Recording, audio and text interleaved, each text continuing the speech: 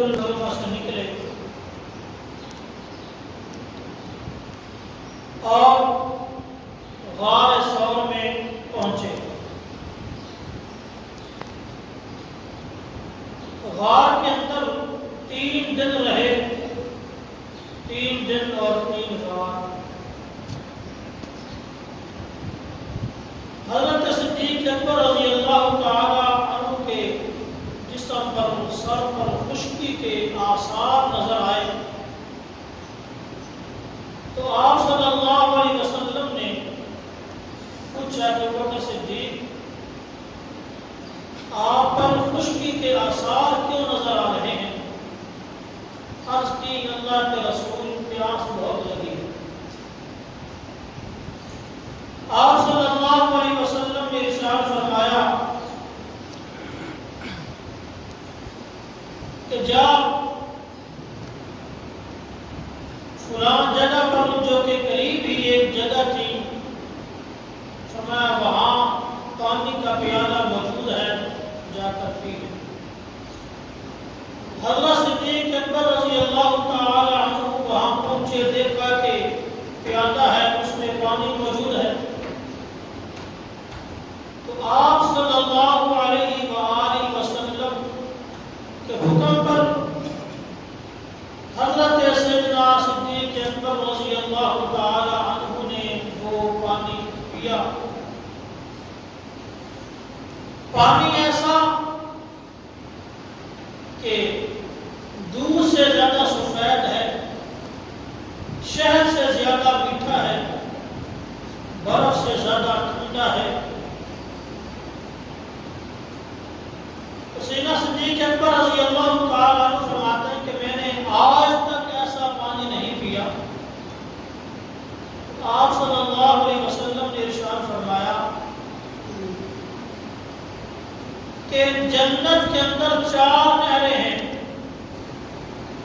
دودھ کی نہر الگ ہے، شہد کی نہر الگ ہے، پانی کی نہر الگ ہے، شرابن طہورا کی نہر الگ ہے۔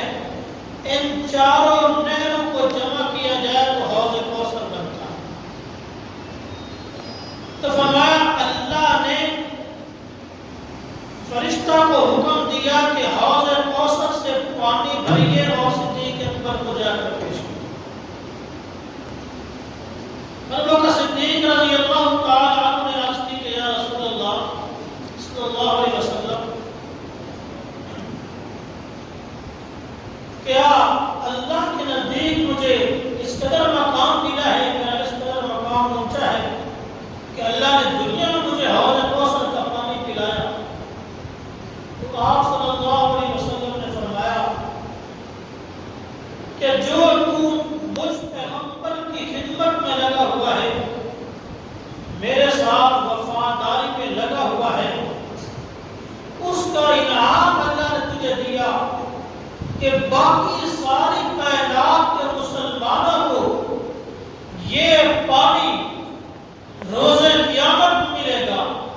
وہ صدیق تو ہے کہ اللہ نے وہ پانی تجھے دنیا میں نصیب کیا۔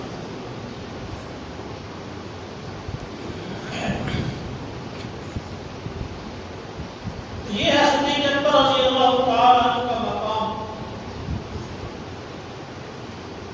کہ دنیا کے اندر اللہ تبارک و تعالی نے ان کو یہ پانی نصیب فرمایا۔ تو آپ صلی اللہ علیہ وسلم 3 دن 3 رات تک مسلسل غار ثور کے اندر رہے اور پھر وہاں سے 3 دنوں کے بعد نکلے۔ 4 بندوں پر یہ قافلہ مشتمل تھا۔ آپ صلی اللہ علیہ وسلم، حضرت ابو بکر صدیق، عبداللہ بن مراقب اور آپ صدیق رضی اللہ تعالیٰ عنہ کا غلام عامر بن فہیرہ، ان 4 بندوں پر مشتمل یہ قافلہ غار ثور سے نکلا اور مدینہ کی طرف سفر کرنا شروع کر دیا۔ ادھر